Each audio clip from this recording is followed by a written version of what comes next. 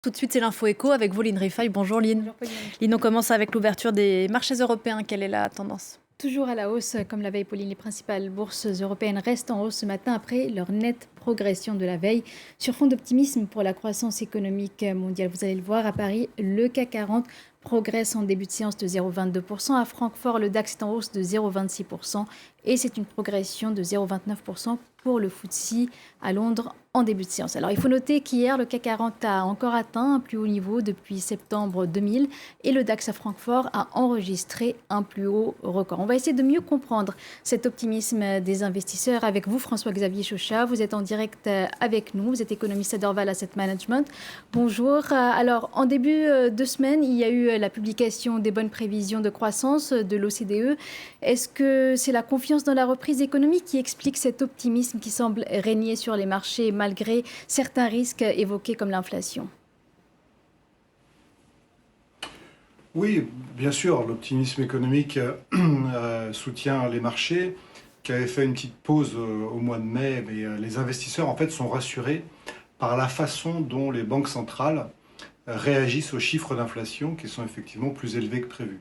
Donc pour les banques centrales, d'une manière tout à fait logique, la soudaineté de l'accélération économique permise par la réouverture qu'on constate tous les jours dans les pays occidentaux, ça a des effets transitoires, ça se bouscule un peu au portillon, il y a des goulets d'étranglement, il y a des raretés de main-d'œuvre dans certains secteurs, donc ça fait monter les prix.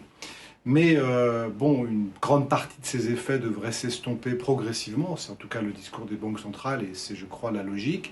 Et puis les banques centrales regardent surtout les anticipations d'inflation à moyen et long terme.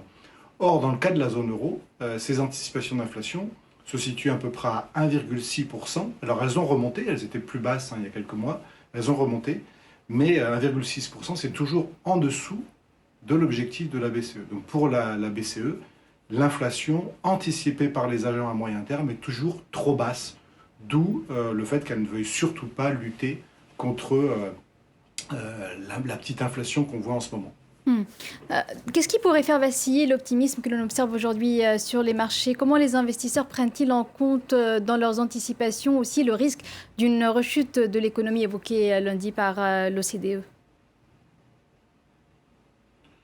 Ouais, alors les scénarios de risque sont toujours très, très nombreux, multiples, et c'est souvent le risque auquel on ne pense pas qui vient bousculer les marchés. Mais bon, effectivement, il y a les risques liés toujours au virus. En Asie, on voit une résurgence du virus qui est tout à fait notable, y compris dans des pays qui maîtrisaient très bien cette affaire depuis le début, comme Taïwan. Donc le virus est toujours là. Mais enfin, dans l'état actuel des connaissances, à la fin, ce sont les vaccins qui gagneraient.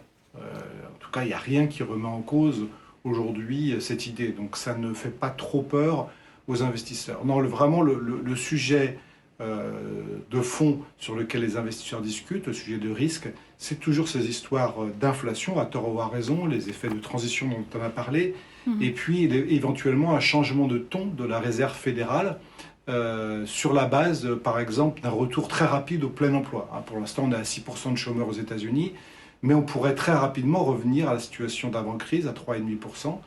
Et c'est ça qui pourrait, à ce moment-là, motiver la Federal Reserve à changer un peu sa politique. De ce point de vue-là, on aura vendredi les chiffres, le rapport sur l'emploi américain qui est très attendu. Merci beaucoup François-Xavier Chauchat pour ces précisions. Je rappelle que vous êtes économiste à Dorval Asset Management. Avec en fin de ligne la reprise économique qui se confirme au niveau mondial, les producteurs de pétrole augmentent leur production. Oui, pour faire face à cette demande qui augmente, les membres de l'Organisation des pays exportateurs de pétrole et leurs alliés, qui sont réunis au sein de l'OPEP+, ont donc confirmé l'augmentation progressive de la production de pétrole d'ici au mois de juillet. Une stratégie qui consiste en un retour par palier entre mai et juillet d'un total de près d'1,2 million barils par jour supplémentaires sur le marché, mais ce niveau reste insuffisant pour faire baisser les prix de l'or noir. Un nouveau sommet est prévu début juillet pour préciser la stratégie du cartel pour les mois à venir. Écoutez le ministre saoudien de l'énergie. Nous voulons donner au marché l'assurance et le confort que nous continuerons à être attentifs et à surveiller, à suivre continuellement la situation et que nous ne laisserons pas ce marché exposé à un manque d'attention.